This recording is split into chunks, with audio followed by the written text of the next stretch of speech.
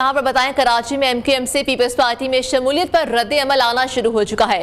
Peoples party में शमूलियत इख्तियार करने वाली एमक्यूएम पाकिस्तान के साबिक अरकान असेंबली के घरों के दरवाजों पर रात गए लोटे लटका दिए गए। खालिद मकबूल सदीकी का कहना है कि एमक्यूएम का कचरा उठाने पर पीपल्स पार्टी के मशकूर हैं, तो ये सूरत हाल है कि उनके घरों के दरवाजों पर लोटे रात गए लटका दिए गए हैं और पीपल्स पार्टी में शमूलियत इख्तियार करने वाले एमक्यूएम पाकिस्तान के साबिक अरकान असेंबली के साथ ये हरकत की गई है। उनके घरों के दरवाजों पर रात देर तक लोटे लटका दिए गए।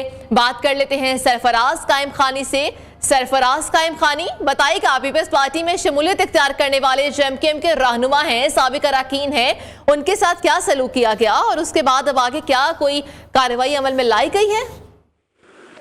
जी, गुज़िश्ता रात जो है खालिद मकबूल सिद्दीकी की जानिब से शुक्रिया अदा किया गया पीपल्स पार्टी का क्या जो एमक्यूएम का कचरा है वो उठाने पर।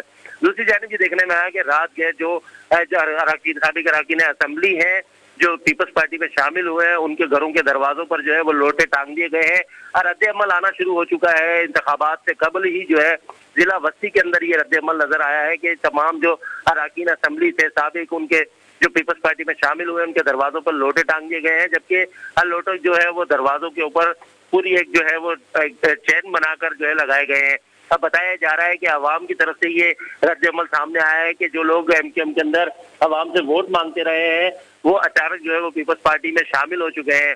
अब ये देखने में आ रहा है कि जैसे शमूलियत हो रही है वैसे ही ये इस तरह का रद्द अमल सामने आ रहा है। जी बिल्कुल, आपने सही कहा, जैसे शमूलियत हो रही है। बताएगा खालिद मकबूल सदीकी की जानिब से भी कहना है कि पीपल्स पार्टी का मशकूर हो कि उन्होंने एमक्यूएम का कचरा उठा लिया है। इस हवाले से क्या जो बाकी एमक्यूएम के रहनुमा हैं उनके बयान भी क्या सामने आए हैं?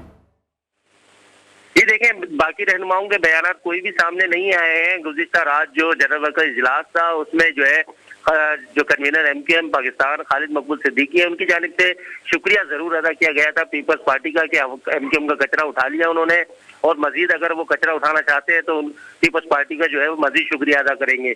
इसी तरह से बताया गया है कि जो लोग जिन लोगों को एमक्यूएम पसंद नहीं है वो घर बैठे, लेकिन जो सिंध के अंदर मौजूदा सूरत हाल है उसके बाद भी अगर एमक्यूएम पसंद नहीं है वो घर पर बैठे, ये कहा गया है। बहुत शुक्रिया सरफराज कायम खानी अपडेट करने के लिए।